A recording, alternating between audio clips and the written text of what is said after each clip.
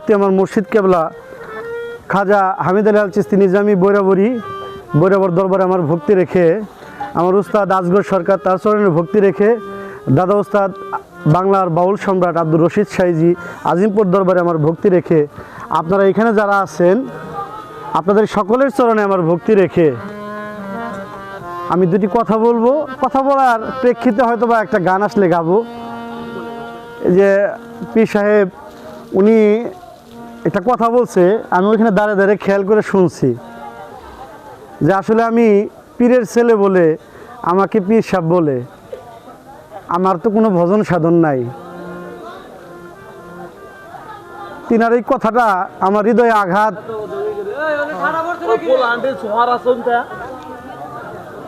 এই কথাটা আমি খেয়াল করছি।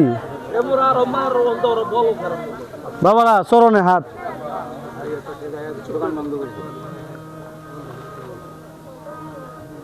এক বাদশার একটা গরু থাকে, গরু নদীর যে কুল থাকে, পদ্মার যেমন কুল থাকে না, পদ্মার কুলে বাইন্ধা দিছে।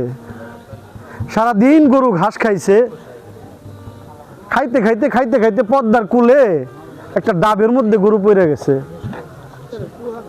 দিন শেষে ডাবের মধ্যে যখন গরু পড়ে গেছে, গরু তো আর উঠতে পারে না, ওর তো আর ধরার কোনো শক্তি নাই।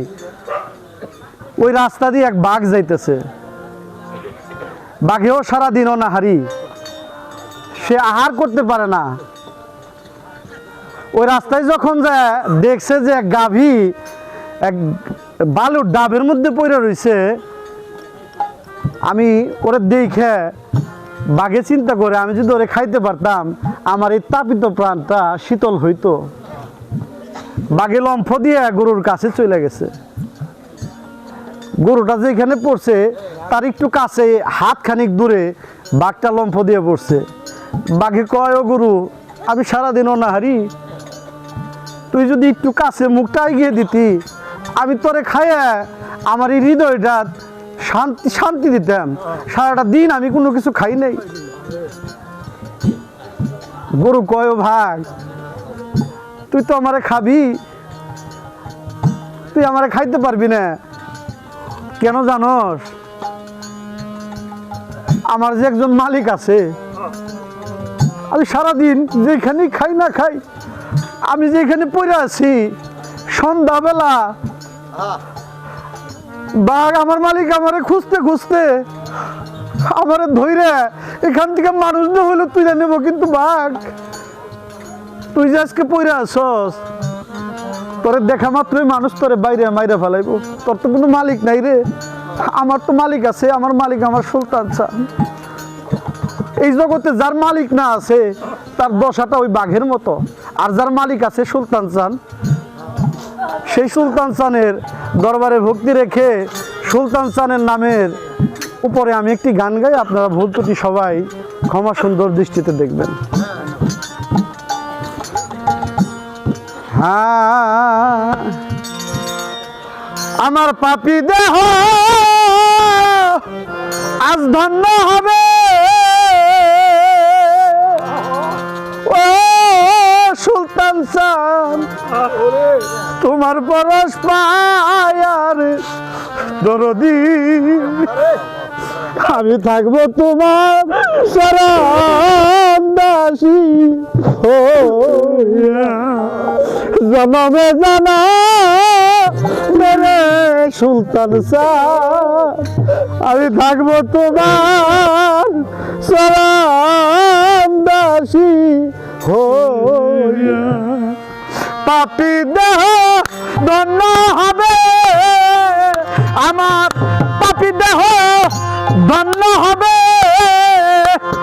ওরে মুর্শিদ তোমার চরণ পাইয়ার দরদি, থাকবো তোমার চরণ দাসী হইয়া আমি জনমে জনমের দরদি, থাকবো তোমার চরণ দাসী হই। আমার পাপী দেহ ধন্য হবে, আমার পাপী দেহ ধন্য হবে, আমার পাপী দেহ ধন্য হবে, ওরে মুর্শিদ তোমার চরণ পাইয়া রে দরদি থাকবো তোমার চরণ দাসী হইয়াই আমি জনমে জনমে রে দরদি থাকবো তোমার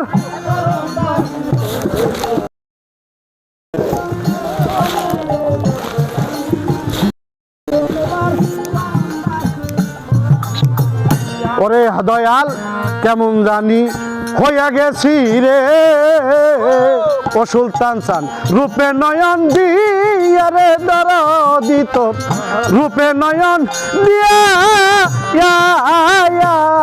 হারে ওরে দয়াল কেমন জানি হইয়া গেছি রে রূপে নয়ন দিয়া রে রূপে নয়ন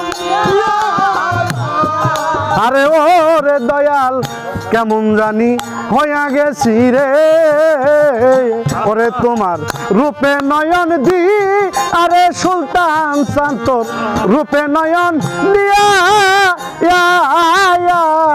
আমার দুই নয়নে দেয় না পালক আমার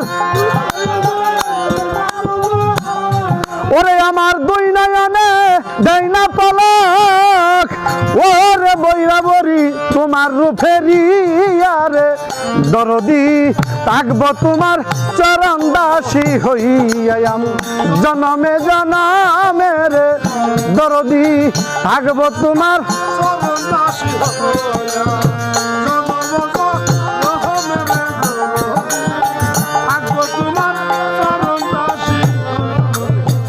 ওরে দয়াল আবার যদি পাঠাও দয়াল রে এই রকম সাধু জনম দি আরে দরদি এমন মানব জনম দিয়া ওরে দয়াল আবার যদি পাঠাও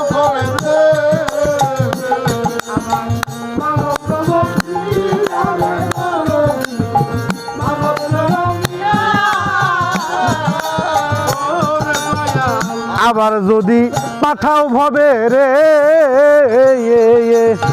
মানব জনম দিয়া রে দরদি এরকম মানব জনম দিয়া ওরে খাদা মেরি এই মিনতি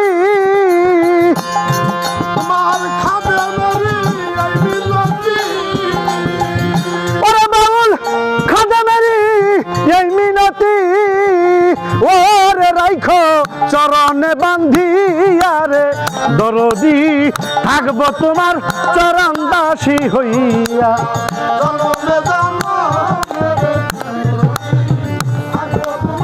বলে তাল দিয়ে পারতেছে না আমার পাপি দেহ ধন্য হবে ওরে আমার পাপি দেহ ধন্য হবে ওরে বৈরাবরি তোমার রূপ দেখিয়া রে দরদি থাকবো তোমার চরণ দাসী হইয়া আমি জনমে জনমে রে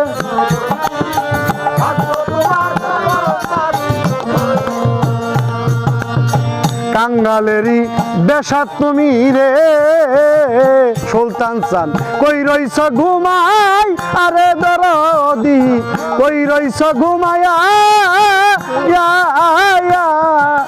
ওরে দয়াল কাঙ্গালেরই বেশা তুমি রে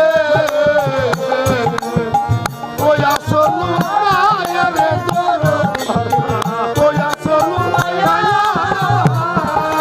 ওরে দয়াল কাঙ্গালেরই বেশা তুমি রে ও সুলতান চান কই রইলা ঘুমাই আরে দরদি কই রইছ ঘুমায়া ওরে আমি অভা গিনি কান্দি ওরে আমি অভা গিনি কান্দি ওরে বান্ধব রাস্তার দিকে চাইয়া রে দরদি থাকবো তোমার চরণ দাসী হইয়া জনমে জনমে রে